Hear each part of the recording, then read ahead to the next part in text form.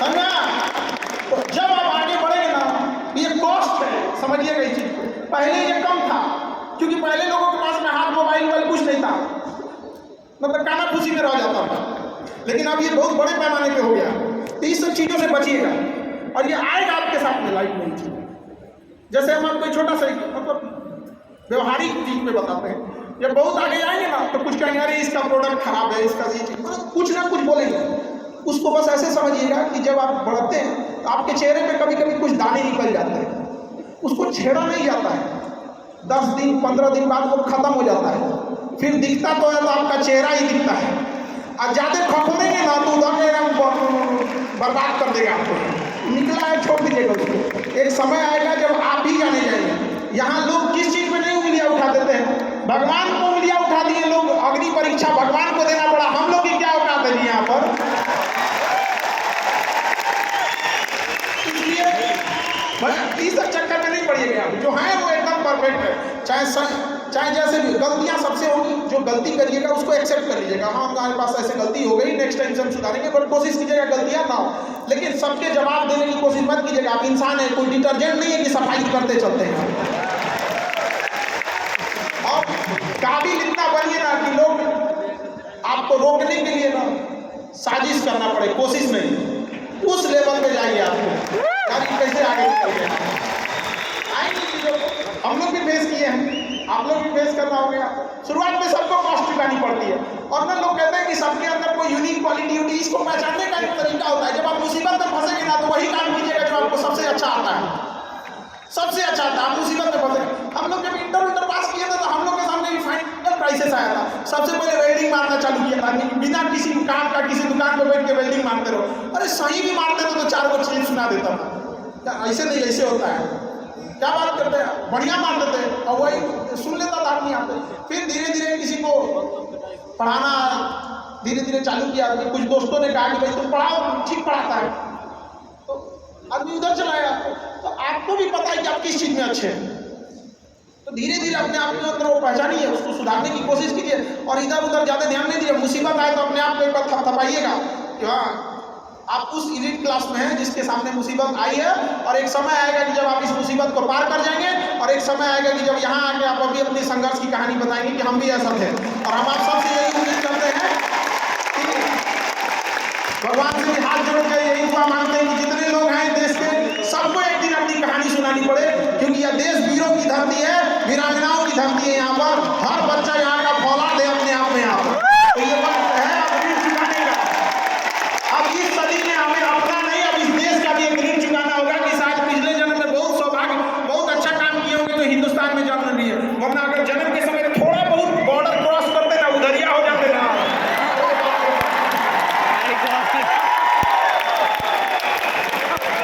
क्या दुर्दशा होता जिसका कोई हल नहीं। यहाँ पर थोड़ा सा बस उधर घसक जाते थे। लेकिन ये हम लोग का सौभाग्य है। एक चीज हम लोगों ने गलती किया, ठीक है बात, हमने महिलाओं के पावर को ना अंडर एस्टिमेट कर दिया।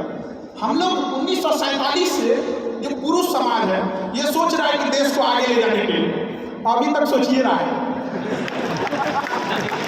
ये हम लोगों से गलतियां हुई हैं।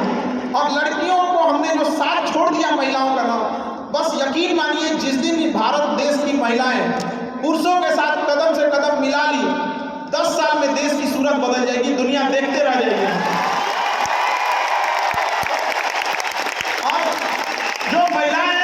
यही मौका है आपको साबित करके दिखाने का। आप किसी कोई कहे कि आप कम है तो थोड़ा सुन लीजिए, कहिए कि दिखाएंगे तुमको, करके दिखाएंगे, जुबान से नहीं, वो करके दिखाएंगे कि तुम्हें भी याद होगा। और इतना महिलाओं को आगे बढ़ना है, खुद को अपने आप को इतना निखारना है कि किसी घर में अगर लड़की पैदा हो तो खुशी मनाई जाए। आज गाँव के सेक्टर में क्या है, थोड़ा सा लोग महिलाओं को अंडर एस्टिमेट कर देते हैं, ऐसा नहीं होना चाहिए। आज हर जगह पे कदम से कदम मिला के महिलाएं आगे बढ़े। ये गलती हम लोग से हुई है और वी एक्सेप्ट दिस। क्यों ना, अगर हम लोग से हो सकता था तो आज़ादी की इतना दिन हो गया, हम लोग देश को कहाँ से कहाँ पहुँचा चुके रहते हैं। क्योंकि किस चीज़ की कमी है हम लोग, थोड़ा सा हम लोग ने क्या किया, गलती कर दिया। तो भाई देश की महिलाएं हम लोग की उस गलती को थोड़ा माफ करें और आज आप लोग यह देश में कदम से कदम मिलाएं ताकि साथ दें, वरना अकेले पॉसिबल नहीं है देश, वरना एक से समय मिला है। हम इस चीज़ को ज़्यादा समझ सकते हैं क्योंकि हमारी खुद की बहन नहीं, अपनी बहन नहीं, लेकिन अभी भी हम अपना घर देखते हैं ना तो लगता है कि बहुत बड़ी कमी है। और अगर बहन रहती तो चीज़ों को अच्छे से समेट के रख सकती थी।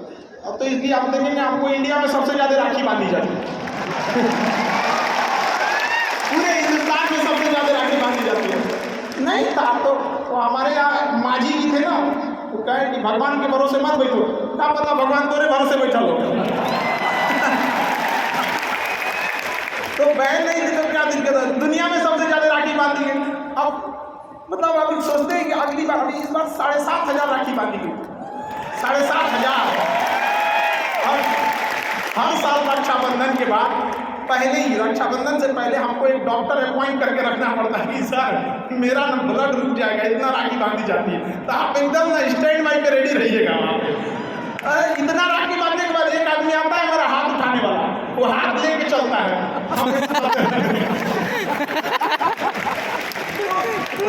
खुश नसीब है वो लोग जिनके घर में बहनें हैं, जिनकी बेटियां हैं। आप उसकी कदर नहीं कर सकते हैं तो यकीन मानिए इसका बदला भगवान जरूर लेता है। आजकल लोग देखते हैं कि लोग बहू की कदर नहीं करते। अरे वो आपकी बेटी है, चेहरा बदल के वापस भगवान ने भेजा है आपको, नहीं कर सकते कदर ना, तो आपने भगवान के उस पेमेंट को ठुकरा दिया है। अब फिर घर में मुसीबत आएगा तो कहेंगे कि पता नहीं क्या हो गया। चाहे चांद पे पहुंच जाइए, चाहे जितना भी आगे चलिए, अपनी सभ्यता संस्कृति को मत भूलिएगा वरना मिट जाइएगा।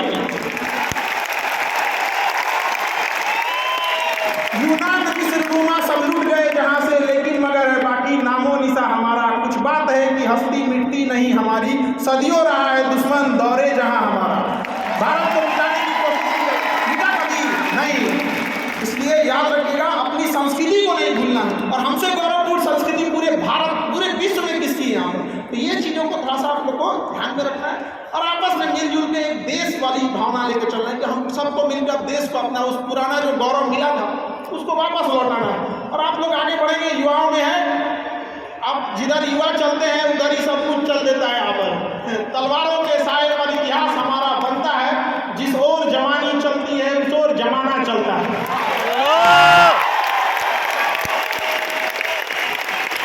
आप युवा लोग हैं, आपको कीजिए, कौन रोक सकता है यहाँ पे। मैं दरिया हूँ, अपना हुनर जानता हूँ, जिधर से भी गुजरूंगा अपना रास्ता बना लूंगा।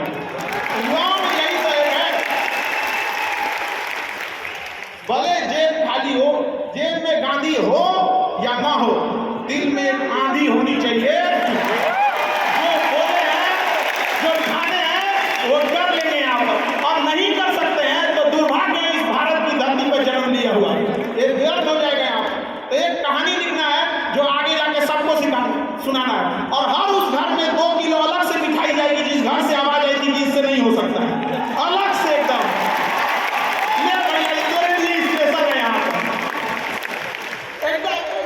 तारीफ करने वालों की कमी हो जाए, जलने वालों की कमी नहीं होना चाहिए।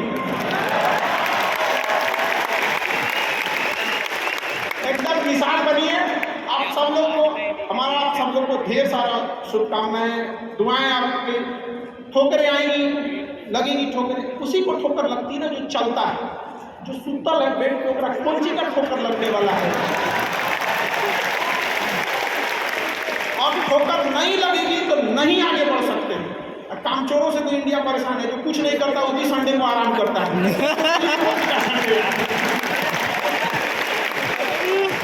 काम पर ईमानदारी से कीजिए। हम लॉकडाउन का एक छोटा सा एग्जाम्पल देते हैं। हमारे लेबर जो काम करते हैं, लेबर लोग, उनकी बहुत दुर्दशा हो गई लॉकडाउन में, रियल में। एक्चुअली उनके साथ प्रॉब्लम क्या था, they don't have backup money. वो डेली कमाने वाले हैं, डेली खाने वाले। उनका अगर 10 दिन का दिहाड़ी बंद हो गया ना तो उनके लिए बहुत दिक्कत आ गई।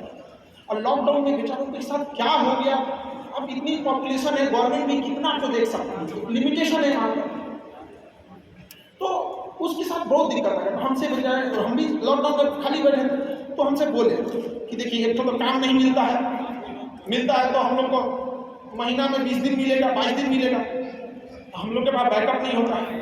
तो उसको हमने एक छोटा सा बात बोला कि भाई देखो, एक काम बस मेरा 1 महीना करके देखना, नहीं अच्छा लगे तो छोड़ देना। काम पे जाते कितने हो, तो बताया कि 8 बजे जाते हैं। अलग अलग शहर में वो काम करने वाले मजदूर जो आते हैं, मिस्त्री, उनका टाइमिंग अलग अलग हो सकता है। हमारे यहाँ 8 बजे आते हैं लोग, और और फिर दोपहर में लंच करते हैं, शाम में 5 बजे चले जाते हैं। तो वे 8 बजे के काम में आप कितने बजे जाते हो? कहा कि सर वही पहुँचते पहुँचते 7:15 हो जाता है, खानी उनी बनाते चाय पीते 8:30 हो जाता है। हम कहा एक बात बताओ, ये आधा घंटा तुम किस में काटे? कहा कि जहाँ काम करने गया ना उनके में से नहीं, यही इस गड़बड़ है। आप अपनी जिम्मेदारी में से आधा घंटा काट लिए थे, आप वहाँ 15 मिनट पहले पहुँच चुके थे। तो क्या बोलते हैं मास्टर, पगला के भाई देख तो 1 महीना काम करके देखो, बस तुम आप 15 मिनट पहले पहुँच के देखो। वो इंसान 15 मिनट पहले पहुँच जाता, 5 मिनट पहले ही काम चालू कर बाकियों के आने से पहले।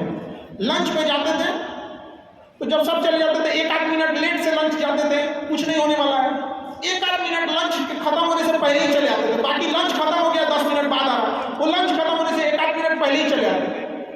जब सारे लोग 5 बजे चले जाते थे तो 5:05 में जाते हैं।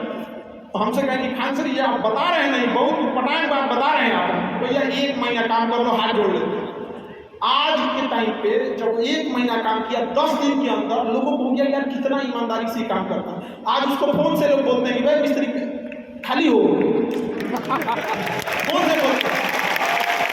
लोग क्या करते हैं पता है, इसको काम देना ही ना, टेंशन नहीं है, टेंशन नहीं है, काम वही है। आप दुनिया में कुछ भी कीजिए, बस अब क्या कीजिए ईमानदारी से। और आपके यहाँ जो काम करने आ रहा है ना, प्लीज उसका भी आप लोग मतलब जो भी आप लोग एंटरप्रेन्योर है तो आपके अंडर में भी लोग काम करेंगे, उसका भी ध्यान रखिएगा एक परिवार की तरफ। ये नहीं कि उसका भी रोक रख के सैलरी रख ले 2 महीना 3 महीने का और उसके बाद कहेंगे कि चौपट क्या हो गया। ऊपर वाले की लाठी में आवाज नहीं होता, इस चीज को हमेशा याद रखिएगा। देखिए जैसे बड़ी कंपनी, याद रखिएगा बड़ी कंपनी कस्टमर तक डायरेक्ट नहीं पहुंचती है, बीच में एक डिस्ट्रीब्यूटर रखती है, डायरेक्ट कस्टमर को सामान नहीं बेचती है। अगर किसी बिस्किट कंपनी को तो सोचिएगा बिस्किट डायरेक्ट नहीं देगी, बीच में क्या रखती है, डिस्ट्रीब्यूटर रखती है। उसी तरह ऊपर वाला भी ना सबको हाथ में डायरेक्ट पैसा नहीं देता है, बीच में एक डिस्ट्रीब्यूटर रखता है। हो सकता है आप एंटरप्रेन्योर वही डिस्ट्रीब्यूटर है, आपके माध्यम से गरीबों का चूल्हा जलता है, मत मानिएगा।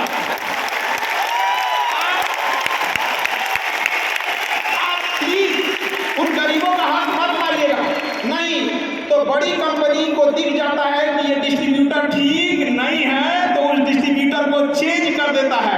अगर गरीबों का हक मारेंगे और ऊपर वाले को नजर पड़ गया कि ये डिस्ट्रीब्यूटर ठीक नहीं है तो साइड कर देगा और फिर कहेंगे कि अब हमारा बिजनेस चौपट हो गया। अरे बापू तुम खुद चौपट किया आपने, ईमानदारी से उसूल बना के रखिए। अरे सूखी रोटी खाना पड़े, एक ही रोटी खा, आगे जाके धीरे धीरे सुधार होगा। ईमानदारी से, बेईमानी से नहीं होना चाहिए यहाँ पर, क्योंकि जब भी कोई इंसान आगे बढ़ा है तो ईमानदारी से ही आगे बढ़ा है। लूट कर आप एक दिन खुश रख